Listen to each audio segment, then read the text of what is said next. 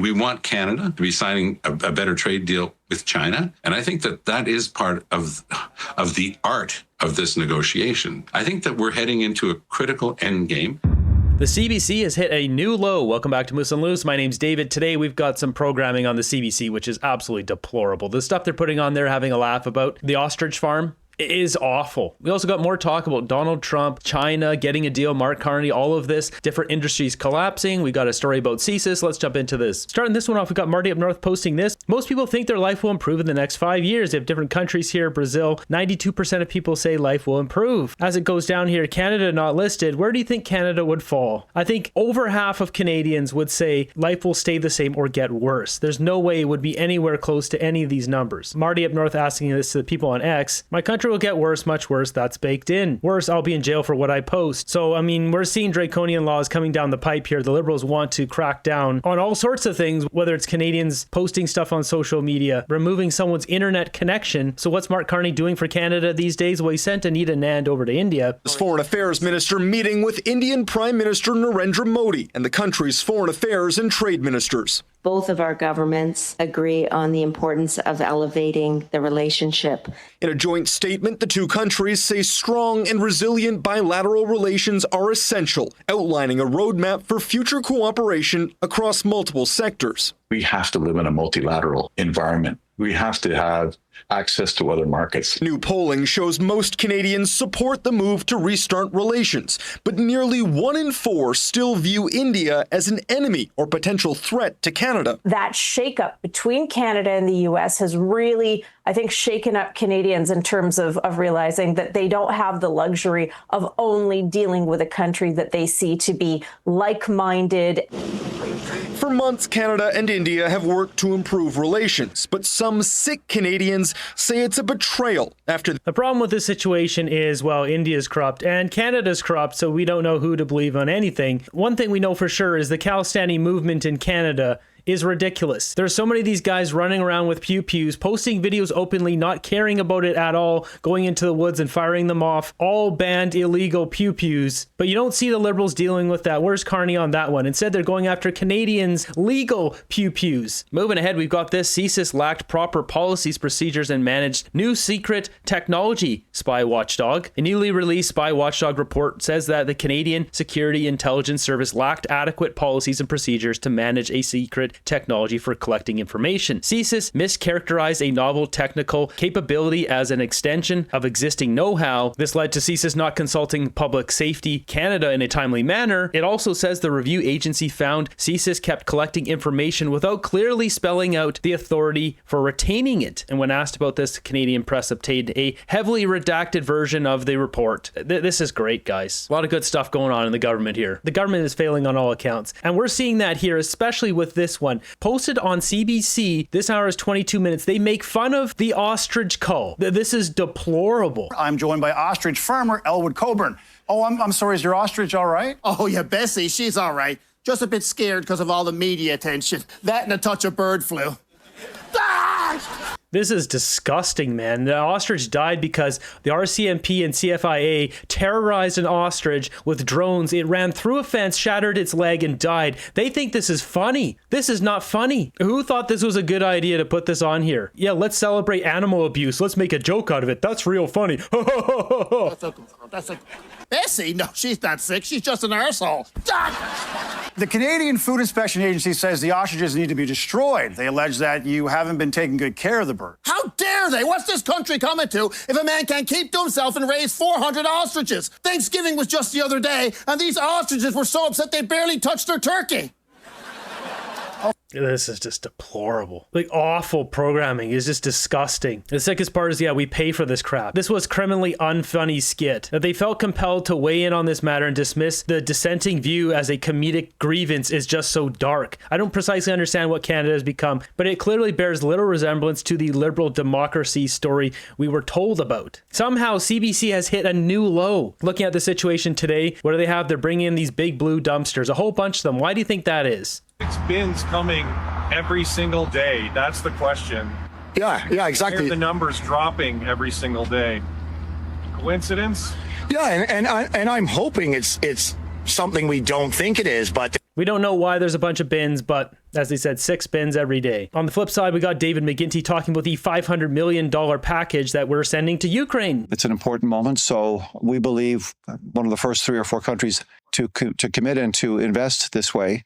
We believe this will have an immediate impact. That equipment is already beginning to flow. We currently have our auto industry literally on the brink of collapse, getting wiped out completely from our country. The forestry industry is collapsing. The canola industry is collapsing. The fishery industry is getting hammered. Copper, aluminum, steel, it is all getting hammered, and we're sending money to Ukraine. I'm sorry, we don't have anything to send to Ukraine. I get it. Mark Carney's invested in 7 of the 9 companies announced here to rebuild Ukraine. This is good for him financially, but maybe we shouldn't be basing our national decisions on how much money this loser can make. You've got to wonder if Mark Carney's keeping these tariffs going with Donald Trump just to try to push us closer to China. Is this the end goal? Mr. Carney will be going to China. Minister Anand has been both in India and in China. They're both working on creating new trade routes, new partnerships around the world. That has to be done. And these guys interfered in our election and they endorsed Mark Carney. As for Team Canada, that whole thing is done. I mean, David Eby serving his own interest, trying to enrich First Nations, trying to throw essentially the rest of us under the bus, not wanting to have a pipeline go out to the West Coast. Doug Ford telling Scott Moe he doesn't want the EV tariff removed. Saskatchewan's canola getting hammered. Seafood getting hammered. Canada is a complete gong show right now. All that was required is a deal. We have enough leverage. It's just Carney doesn't need to get one. He's invested in America. And that's tragic for the workers, and that has to be top of mind as well. But it can't be a one-off. It can't be a one-by-one approach. You have to take a higher level view of this to say, okay, Mr. Carney is correctly saying that the world has changed. We will never have the same trade relationship that we had with the United States.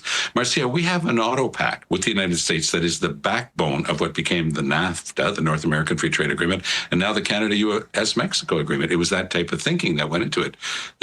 Donald Trump has made up excuses about national security and fentanyl. Yeah. He's just been tearing up those agreements with Howard Lutnick, his henchman on this stuff. So that's why I wonder about Kuzma. While it's just a evaluation, it's not a renegotiation. I think anything's on the table with Trump. Does he want to just rip up Kuzma? Does he want to add tariffs to it? We can say it's written into law and code and there's agreement. It comes down to it. Donald Trump's going to do what Donald Trump wants to do. At some point, Canada's got to take a higher level approach than the one-off and just reacting to this tragedy for 3,000 workers and their families and others in that sector in the area, and just saying, what is the end game here for Canada?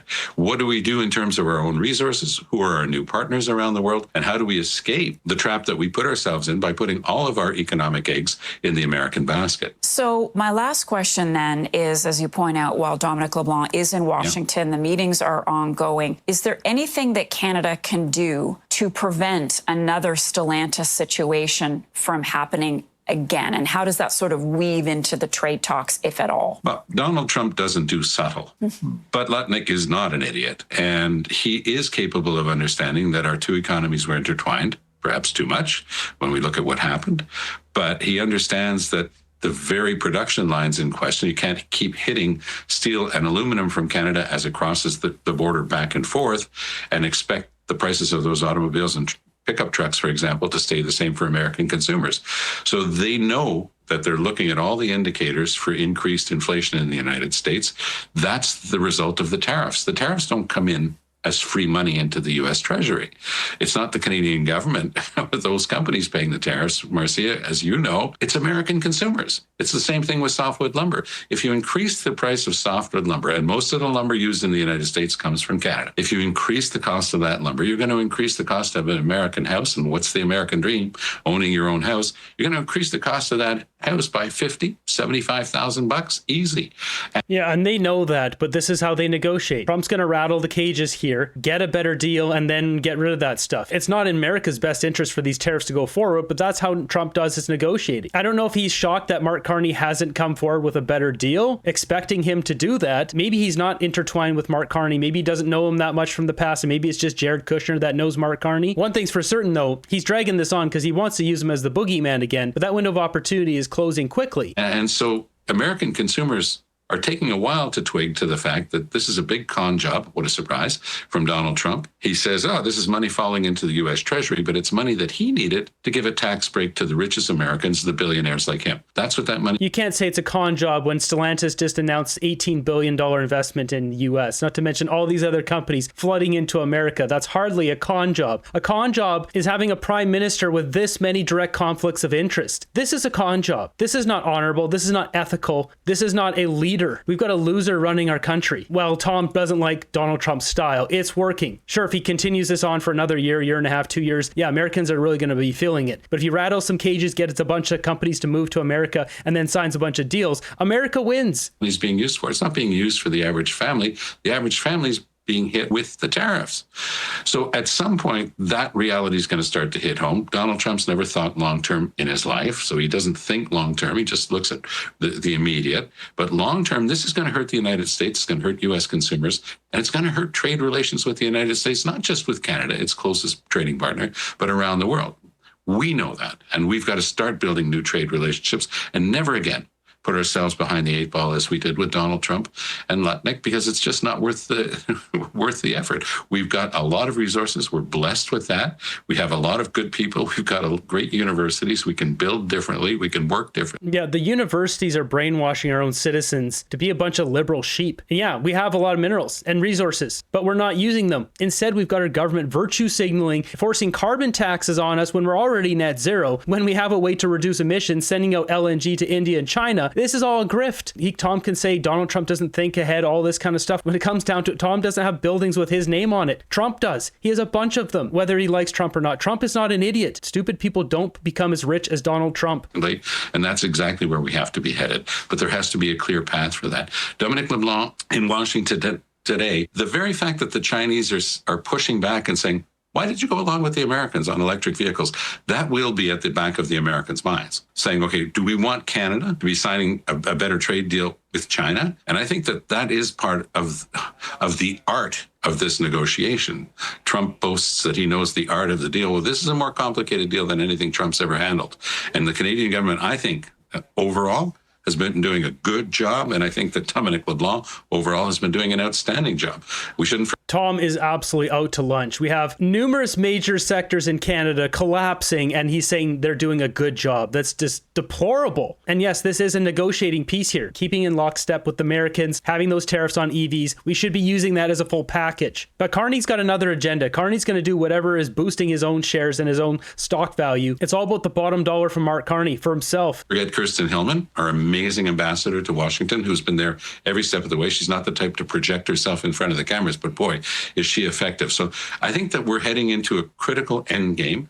And the whole discussion around Chinese electric vehicles is one example of the type of thing that's going to inform that discussion. And of course, like every Canadian, I wish LeBlanc and the team well, because this is really the future of our economy that's being played out right now. I do agree with that. This is the critical end game. The problem is we don't know which team Mark Carney is playing on. Is it Team America? Is it Team China? Or is he playing on both teams? It sure isn't on Team Canada. I think that this is all part of that wider discussion. The Americans can't always have it their way, that they remove things from Canada and then expect us to stay in lockstep with them, for example, to exclude the electric vehicles from China just because that's what they wanted to do. But that in itself, Tom, is leading to some cracks in Team Canada because not all premiers are on board with this. Absolutely. I mean, obviously, if you're from Alberta or Saskatchewan or Manitoba, you've got one view of those punitive tariffs from China on the agricultural sector. But if you're from Ontario and you're looking at a plant that's actually got 3,000 workers that could essentially be shut down, there's some vague talk of perhaps bringing something else in. I think that's just a way of calming the waters before, the other shoe drops. And that is for calming the waters. In reality, that Brampton plant is gone. It's not coming back. They're moving that to America, and likely they're not going to be opening up anything unless Carney is able to get a deal with Donald Trump and remove the tariffs completely. This is an interesting story here. So Ontario is launching an ad in America, spending $75 million trying to sway the public opinion in America about Trump's tariffs. The province is launching a new ad south of the border, Ontario, that is, that uses the words of a former U.S. president to try to convince Americans to turn away from tariffs. This is a new Ontario ad against tariffs that the government hopes will capture the eyes and ears of Americans. Rejecting protectionist legislation and promoting fair and free competition. America's jobs and growth are at stake. Using the voice of former Republican President Ronald Reagan to make the case. The premier showed it off before a speech in front of the Empire Club in Toronto. It's not a nasty ad. It's actually just very factual, and coming from a person like Ronald Reagan, every Republican is going to identify that voice. The cost of the ad, $75 million, hitting stations like Fox, NBC, ABC, ESPN, CBS, and many local affiliate stations over the next 2 weeks, using words from that 1987 address from Reagan to emphasize the damage of tariffs and trade wars. Markets shrink and collapse, businesses and industries shut down, and millions of people lose their jobs. We're going to repeat that message to every Republican district there is, right across the entire country. Doug Ford's been trying to do some of that outreach on a one-to-one basis, hosting governors, including at least one Republican. We're proud of the relationship between Utah and Ontario. But these are leaders already aligned with Ford on tariffs. This ad spend is bigger than the last Made for the U.S. campaign Ontario launched just over a year ago. That one was about $50 million and doesn't look to have moved the needle. Still, the finance minister insists it is worthwhile to keep speaking out against tariffs in the U.S. They don't help. They drive prices up. They hurt jobs. So I think we're going to not relent in telling our perspective to the American people. The only thing that's going to move the needle here is Mark Carney putting together a package and actually making a deal with Donald Trump. But once again, Canadians elected an American essentially as the PM of Canada. It will cost Ontarian taxpayers $4.62 each. Ford's ad campaign to Americans will backfire for Canada at the upcoming trade negotiations. I encourage Ontario Conservatives to please replace him with a new party leader. Caroline Mulroney would be a good pick.